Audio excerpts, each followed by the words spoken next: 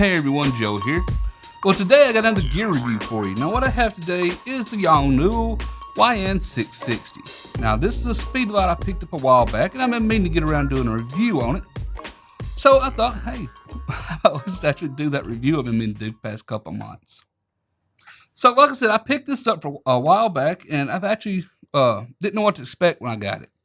But so far, I've actually think it's a pretty decent upgrade over the YN560 Mark IV.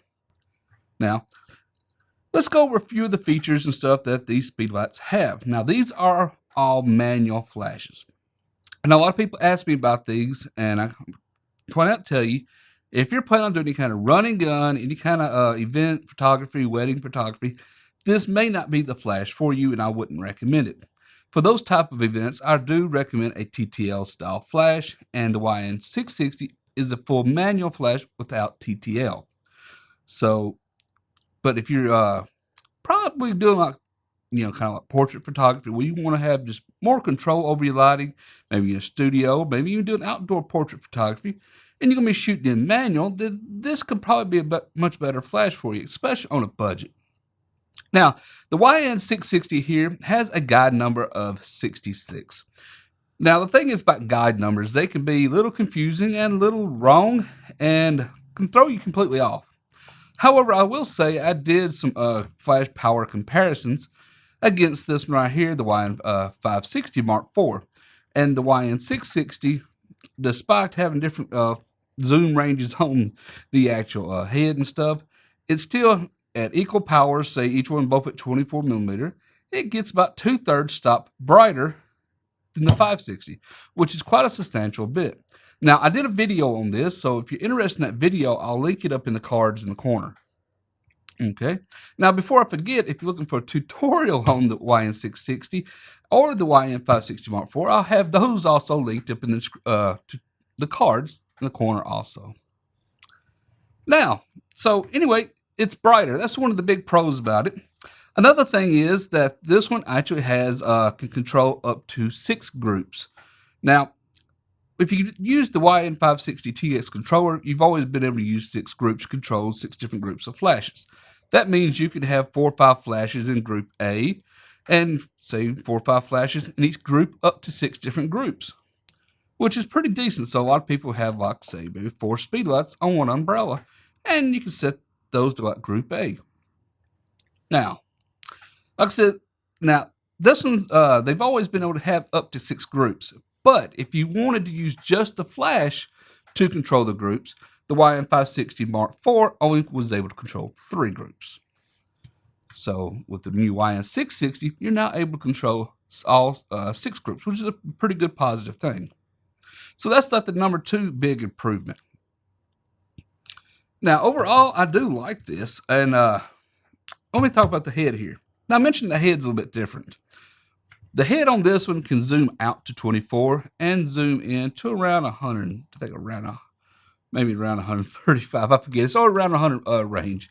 It ain't too deep. I think maybe 112. Excuse me, I forget. Anyway, because I always use them at 24 anyway, so I never do zoom them. But anyway, the head on this one can actually zoom as far as 20, or is zoom in as close as 200. So it can really narrow that beam down for a much longer reach.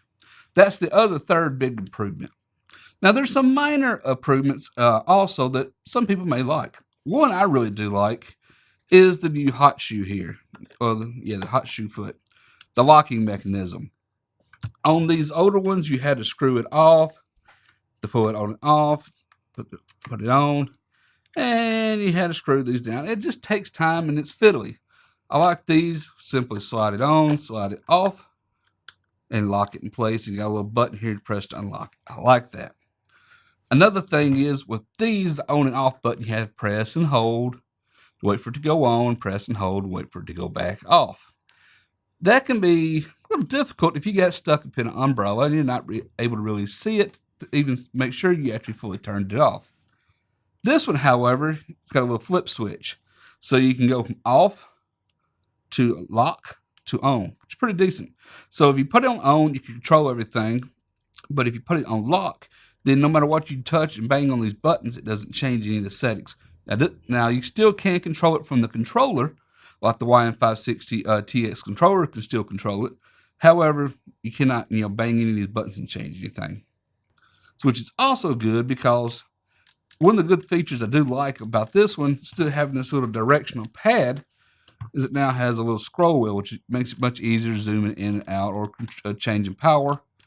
However, but you may want to pop it in lock if you got it up in an umbrella and don't want to accidentally change that. Okay. So that's the other minor thing. The last minor thing is the door here. Now these I do like. I never had a problem with any of these doors here. You slide them down, they pop open. Pretty decent. It's standard. These actually have a little safety lock. You slide to one side, then pull it down so to unlatch. So a lot of people like that little extra durability in case they're accidentally bumping them, open them. I never had a problem with it, but hey, it's a nice little refined feature I do find very useful. So that's the altogether six big features I do like that makes this one a better flash over this one. Now, the downside is, well, as you can see, it's bigger. And yeah, so that's really it. Now, weight-wise, there isn't a huge bit of difference. There is just a little bit here, but it really is not a huge difference here. Now, when I talk about firing the flash, this one can recharge about every second on full flash, on full batteries. So you fire it, within about the next second, it's ready to go again. However, though, on this one, if you're firing full flash at full power, which I highly don't recommend you do unless you just have to wait 3 seconds for it to recharge. That is a downside to it. That really is. Now, other features here, it actually has a little slot for the little quarter, it's not quarter 20, it's the finer thread quarter-inch screw, so you can mount a bracket there. And also, it does have the PC shoe over here, just in case anybody's looking for it. So, overall, I think it's pretty decent. Let me go over the features and stuff. It does feature, like I said, full manual flash. It will do multi-mode. And like I said, it can control other flashes, for example, like this one or other 660s. It can also control the YN560 Mark IIIs. If you're wondering about slave modes, it does slave, regular slave flash, and it also has a slave 2 mode, which is pre-flash cancellation. So in case you have a DSLR that wants to strobe its little flash to make sure everything focused, it won't be triggering this one, flashing it accidentally. But overall, I really do recommend the 660. I've been testing out for the past couple months. I'm pretty happy with it.